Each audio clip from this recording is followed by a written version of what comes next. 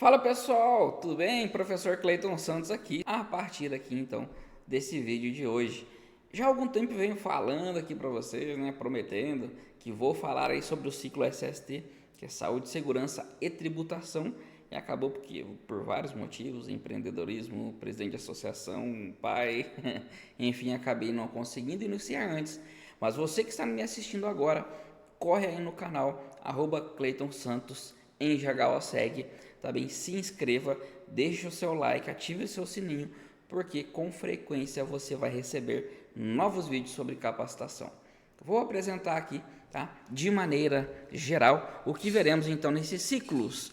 Primeiro vamos falar sobre higiene ocupacional. São sempre 5 tópicos em cada matéria. Depois vamos falar sobre agentes perigosos, laudos e perícias trabalhistas. Também 5 vídeos. E por último, vamos falar então da parte de tributação, tá bem? Desde nivelamento, GILRAT, RAT, FAI, FAP e todo, né, nexo técnico, previdenciário e boas práticas de gestão. Quem me conhece e já me acompanha sabe o quanto eu gosto da parte de tributação, porque com ele, em números, nós conseguimos provar para o tomador de decisão também que somos sim investimento e não um custo, como sempre fomos vistos. Mas vamos agora, chega de papo e vamos falar um pouquinho aí sobre a questão do ruído. Então, o ruído, pessoal, vou aqui compartilhar com vocês também o slide. Conceito de acústica, de maneira mais abrangente, entende-se por som qualquer alteração física feita em um meio elástico, sólido, líquido ou gasoso, em um determinado espaço de tempo, percebida pelo ouvido humano na faixa de frequência, que varia então de 20 a 20 mil Hz.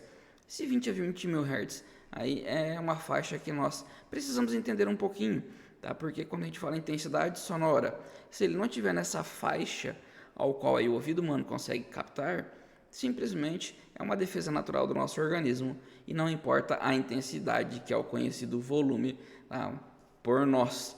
Então é importante saber qual que é essa faixa, até porque ela começa aguda e vai ficando um som mais grave à medida que vai evoluindo de 20 Hz e chega aí a 20 mil Hz. Qual aí que é a frequência? Então, qual é a frequência que mais afeta o ouvido humano e causa percas auditivas? Na faixa de 4.000 Hz. Então, entre 1.000 Hz e 4.000 Hz, temos aí um índice também onde coincide também com o sistema auditivo, ele acaba elevando os decibéis que chega, devido ao nosso sistema auditivo, como eu já disse, posicionamento da cóclea, ele acaba aumentando, acentuando a percepção do ruído que chega até nossos ouvidos. Voltando aqui então para o nosso material, pessoal, vou dar um zoom, tá bem? Já vimos ali alguns conceitos de acústica, tá? Tenho vários e vários vídeos aqui no canal já falando sobre ruído. Convido você a voltar aí e olhar todos os vídeos que já estão à disposição falando sobre ruído. É uma temática que ela é bem discutida entre profissionais no mundo científico, tá bem? Vimos aí o conceito de ruído. Tá? Então, qual que é o nível de ação para o ruído? Um nível de ação para o ruído, qual é? Você aí sabe? Tá? Entre outros vídeos eu já falei, mas aproveitando que o assunto hoje aqui é ruído, aonde que eu acho essa informação? Tá bem? Bom, é importante dizer que aqui no Brasil, sempre reforço que nós temos então, tá bem? 3 tipos de norma: a prevencionista, também temos a norma aí que fala sobre insalubridade e temos a norma que fala então sobre a questão previdenciária tributária. Então, quando nós falamos do nível de ação, ela vai estar, tempo aí para você pensar, 3, 2, 1. Na prevencionista, se você disse prevencionista, você acertou. E qual é a norma prevencionista para ruído? Você sabe? Se você disse NR1, você errou. Porque a norma prevencionista, quando falamos em higiene ocupacional, tá, pessoal? É a nossa NR9, que, né, temos então o finado PPRA, Programa de Prevenção de Riscos Ambientais, deu lugar então aí sobre os agentes então químicos, físicos e biológicos, basicamente é o que a gente encontra na nossa NR9. Então lá vai estar descrito o quê? O nível de ação para o ruído é de 50% da dose. Logo, qual é o limite de tolerância para o ruído? 100% da dose. E qual é 100% da dose, pessoal? Se olharmos lá a tabelinha da NR15, né, ao qual teremos o quadro, começa de 85 decibéis para 8 horas trabalhadas. Então aqui começa, né, uma grande, né, inverdade às vezes que é dita e transmitida, né, pior ainda, que o limite de tolerância para o ruído é 85 decibéis e não é. Então aqui no Brasil temos várias jornadas de trabalho, mas pouquíssimas de 8 horas. Normalmente temos aí 6 horas, tá? 7 horas e 20, 8 e 48 e 12 por 36. Então é importante entender, né, como faz esse cálculo da dose, embora o dosímetro, que é o equipamento de medição mais indicado, embora, né, a norma trabalhista NR15 e NR9 permita ainda o uso do decibelímetro, mas sabemos que o dosímetro está anos-luz em confiabilidade. Então o dosímetro, tá, ele é o equipamento mais confiável e não traz esse resultado. Mas a gente precisa entender o que ele está trazendo. Eu já estou até dizendo ali qual a metodologia de avaliação do ruído. Bem, primeiro, sempre fazer uma análise qualitativa do cenário, fazer uma análise do cenário. Eu preciso entender as condicionantes também ao qual a exposição daquele trabalhador. Primeiro passo, então, eu preciso definir, né, qual é as atividades naquele setor, se elas são homogêneas ou similares, e aí definir então o meu GHE e começar a fazer essas avaliações. Tá? Posso fazer, normalmente o pessoal faz no exposto de maior risco, se eu conseguir identificar, pode, tá? Mas não é mais confiável. E falando aí na esfera previdenciária tributária, você pode causar um grande prejuízo financeiro para o seu cliente, utilizando bem o exposto de maior risco. Mas, vamos lá, a estatística ela é uma metodologia obviamente aceita e que dá para utilizarmos então para ruído também, somente quando pensamos em fins prevencionistas e não reativos.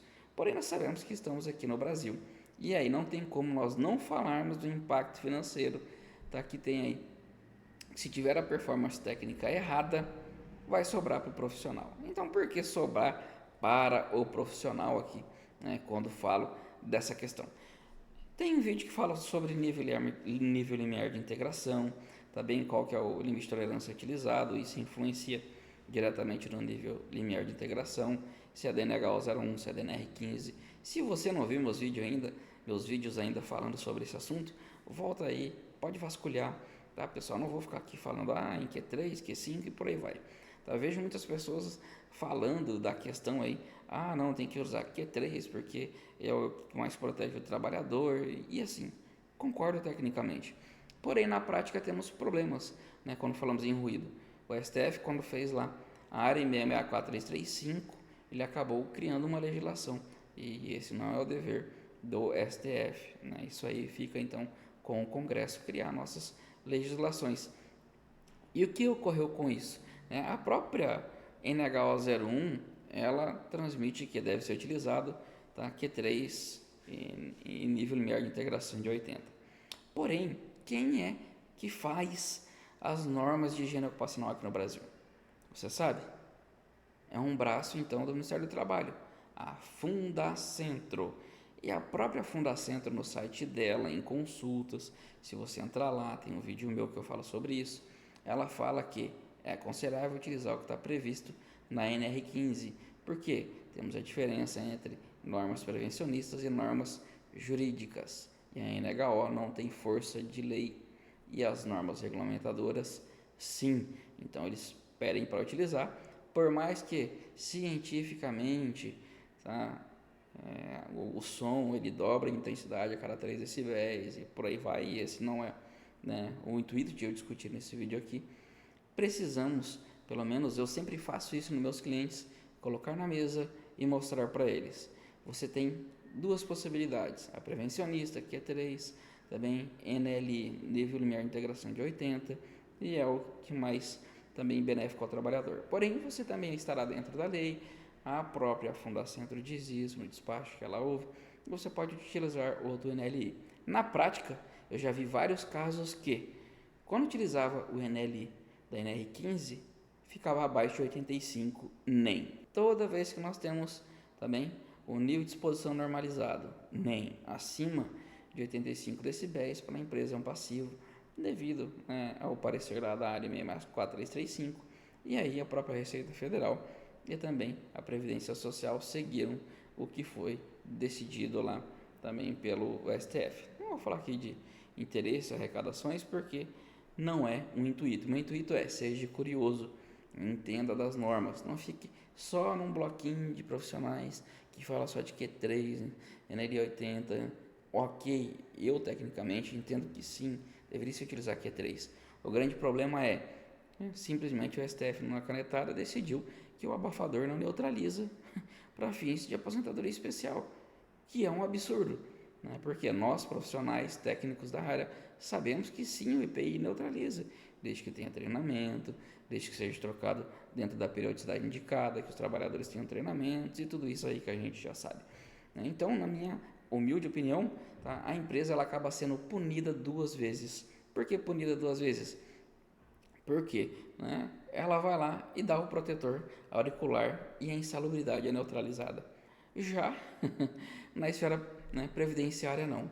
E aí eu tenho uma questão técnica e a Fundacentro ela fala para utilizar, né, a própria norma regulamentadora do trabalho, né, as configurações dele. E tem profissionais que não sabem, né? Então como que vem de fábrica o equipamento? O equipamento vem de fábrica com NL 80, tá?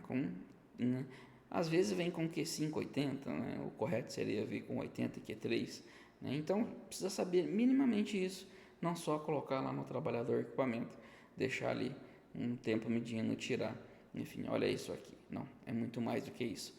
Em tempo de escrituração fiscal, dia social, nós profissionais precisamos entender muito sobre a parte técnica, porque o que nós colocamos aqui no ruído vai ter reflexo no laudo de insalubridade, vai ter um laudo de insalubridade. O abafador normalmente neutraliza e não dá aí um custo maior para o empregador. Agora, quando a gente fala da parte de tributação, então quando eu falo de tributação, FAI, financiamento da aposentadoria especial, aqui eu posso gerar um grande problema, dependendo de como eu fizer a avaliação e inserir isso no meu LTCAT.